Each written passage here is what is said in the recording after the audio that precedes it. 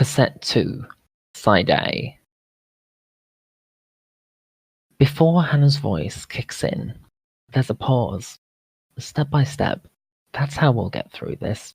One foot in front of the other. Across the street, behind the buildings, the sun continues its fall. All the street lamps are on, up and down the block. I grab the Butterfinger from my knee, the soda from beside me, and stand up. We've already finished one tape, both sides, so stick with me. Things get better or worse, depending on your point of view. There's a trash can, an oil drum, spray painted blue, near the front of Blue Spot Liquor. I drop the unwrapped Butterfinger into it, unable to imagine my stomach holding down anything solid, and walk away. I know it may sound like it, but I wasn't completely alone at the beginning of my freshman year. 2 other freshmen, both featured here on Hannah Baker's Greatest Hits, were also new to the area, Alex Standall and Jessica Davis. And while we never became close friends, we did rely on each other those first few weeks of school. I twist the top off my orange soda. It hisses, and I take a sip. With 1 week left of summer vacation, Miss Antley called me at home to see if I'd meet her at school. A little new student orientation, she said. In case you don't remember, Miss Antley was the guidance counsellor for students with last names beginning A through G. Later that year, she moved to another school district. I remember she was replaced by Mr. Porter. It's supposed to be a temporary position, but still at it. An English teacher as well as a guidance counsellor, which, that's very unfortunate, as it turns out. But that is for a later tape. An icy sweat breaks across my forehead. Mr. Porter? Does he have something to do with this? The world around me tilts and spins. I grab onto the trunk of a skinny sidewalk tree. If she had told me the real purpose of our get-together was to introduce me to another new student, I wouldn't have gone. I mean, what if we had nothing in common? Or what if I thought we had nothing in common, but she, the other student, thought we did? Or what if the opposite happened, and I thought we could become friends, but she didn't? So many things could have gone so horribly wrong. I pressed my forehead against the smooth bark and tried to calm my breathing. But the other girl was Jessica Davis, and she didn't want to be there, any more than I did. We both expected Miss Antley to spew a bunch of psycho babble at us. What it means, what it takes to be a great student, how this school is made up of the best and brightest in the state, how everyone is given the same opportunities to succeed if they're willing to try. But instead, she gave each of us a buddy. I close my eyes. I don't want to see, but it's so clear. When rumours of Hannah's unexplained absence began spreading through school, Mr. Porter asked our class why he kept hearing her name mentioned in the halls. He looked nervous, almost sick, like he knew the answer, but he wanted someone to convince him otherwise. And then a girl whispered, someone saw an ambulance leaving her house. The moment Miss Antley told us why we were there, Jessica and I turned to each other. Her lips parted, as if she wanted to say something, but what could she say with me sitting right there? She felt blindsided, confused, lied to. I know that's how she felt, because I felt the same way. And I'll never forget Miss Antley's reaction. 2 short, drawn-out words.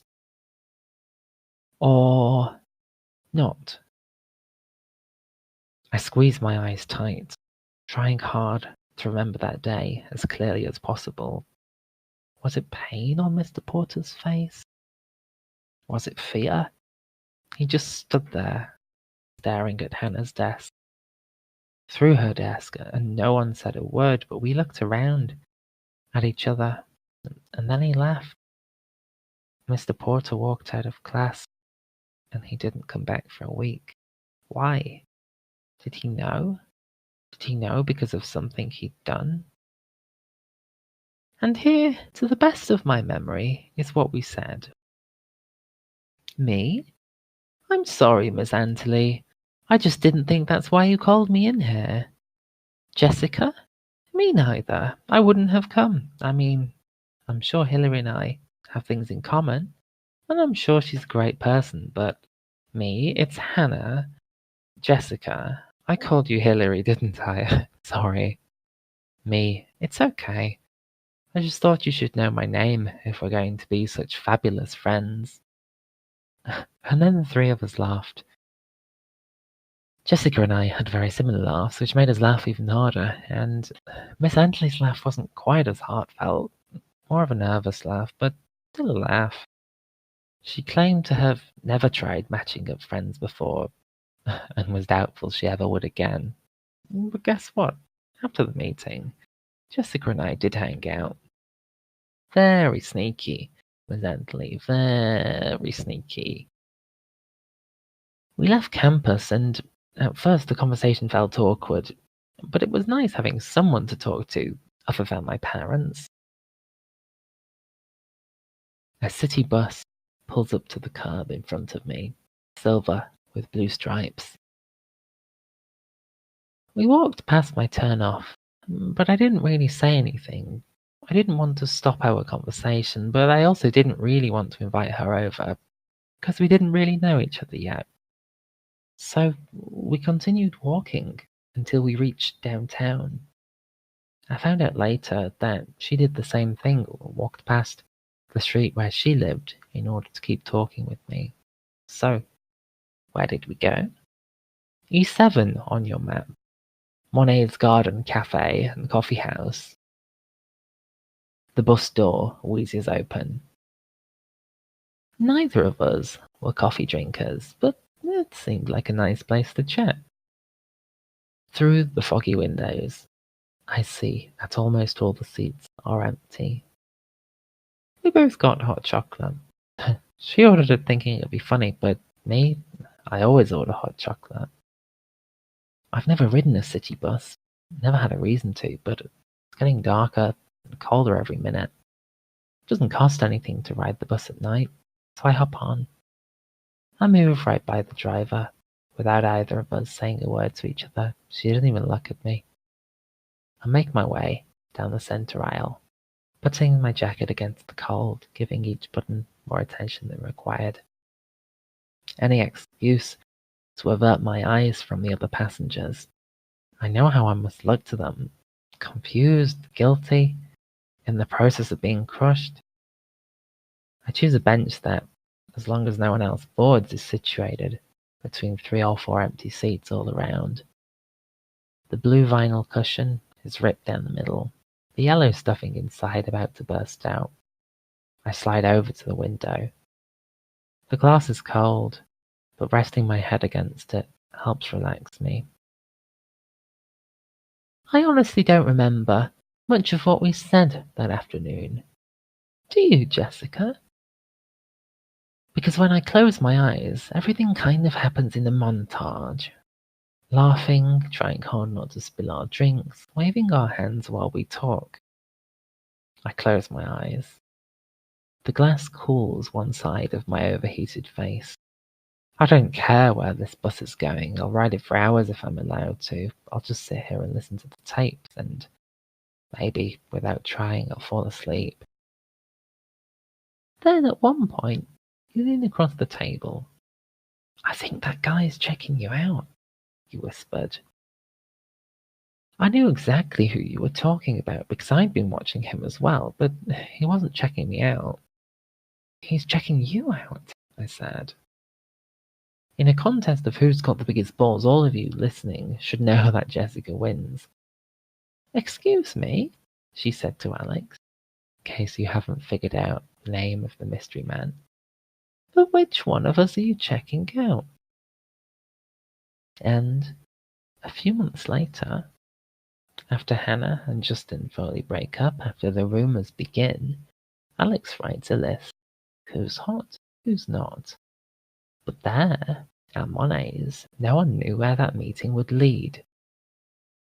I want to push stop on the Walkman and rewind that whole conversation, to rewind in the past and warn them, or prevent them from even meeting. But I can't. You can't rewrite the past. Alex blushed. I'm talking an all the blood in his body rushing up to his face kind of blushed. And when he opened his mouth to deny it, Jessica cut him off. Don't lie. Which of us were you checking out?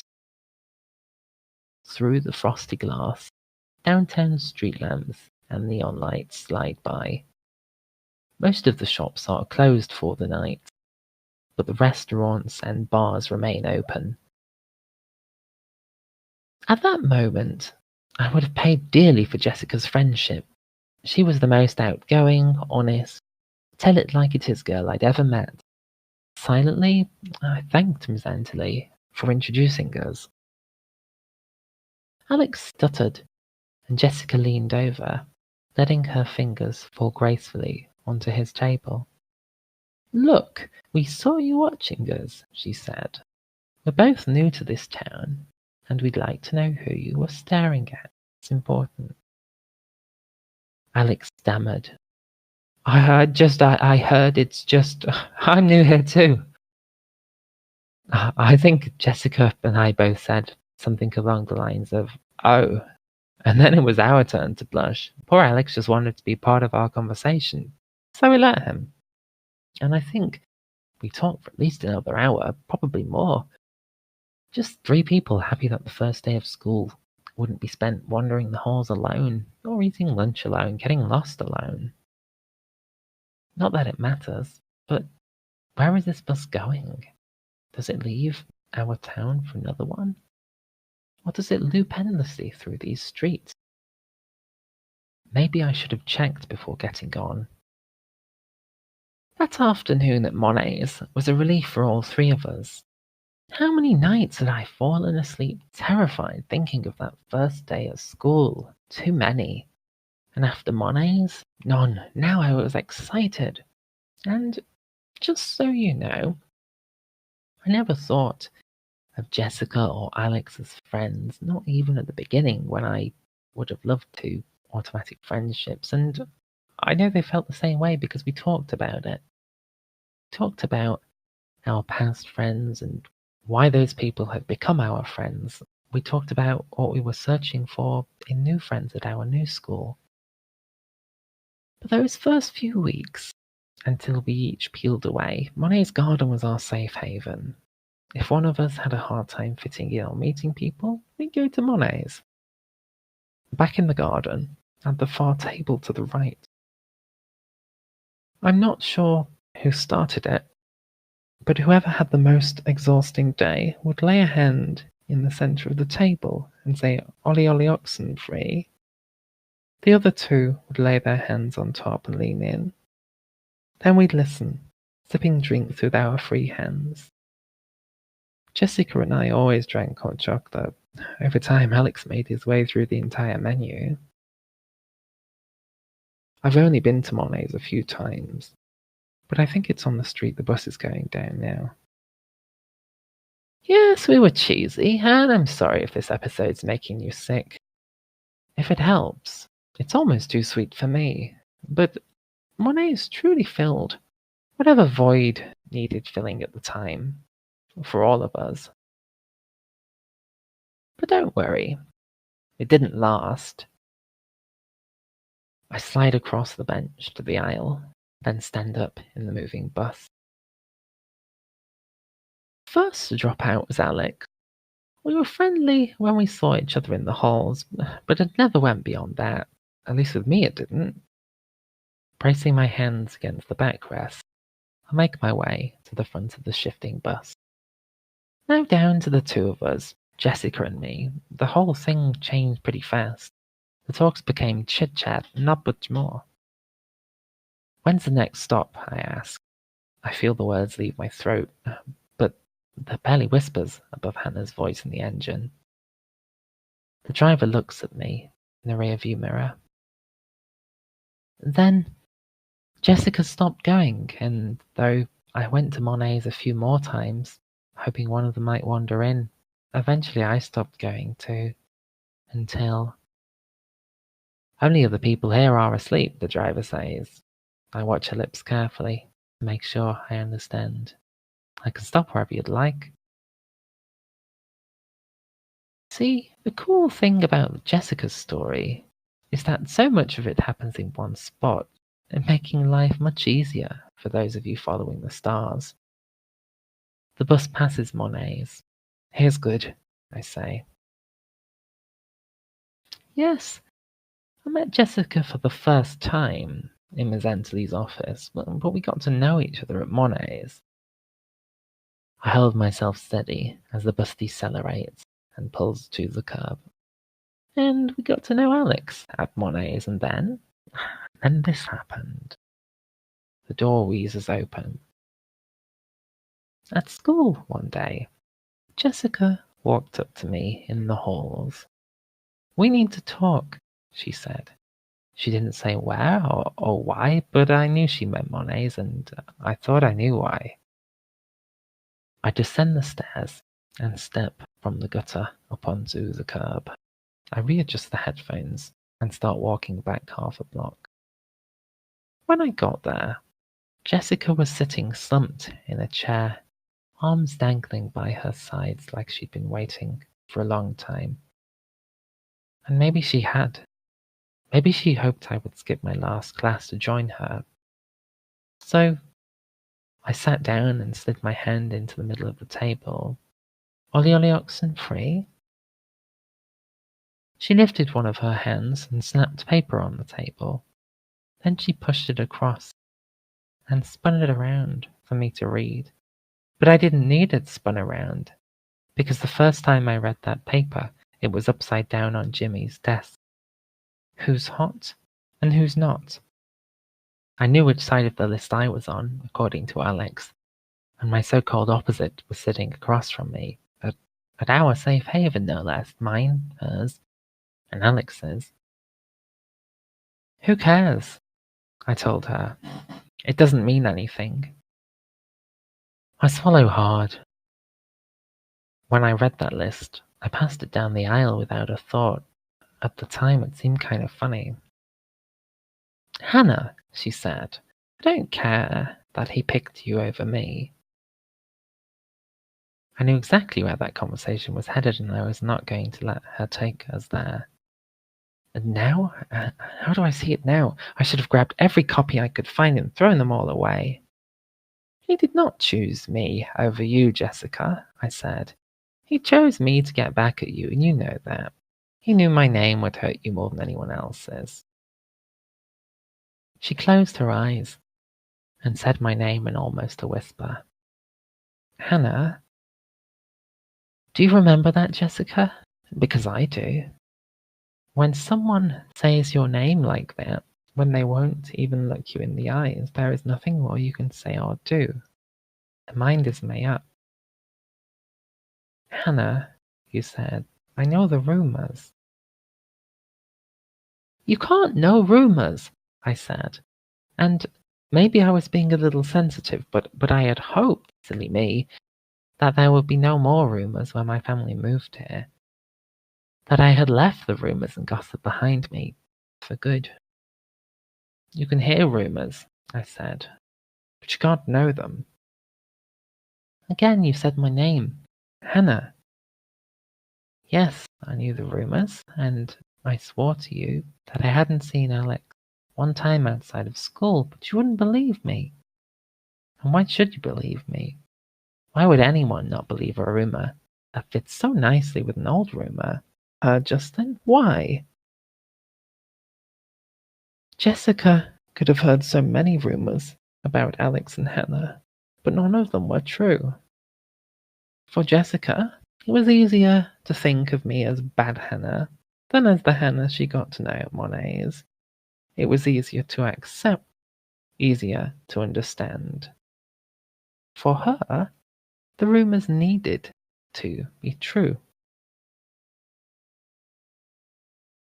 I remember a bunch of guys joking with Alex in the locker room.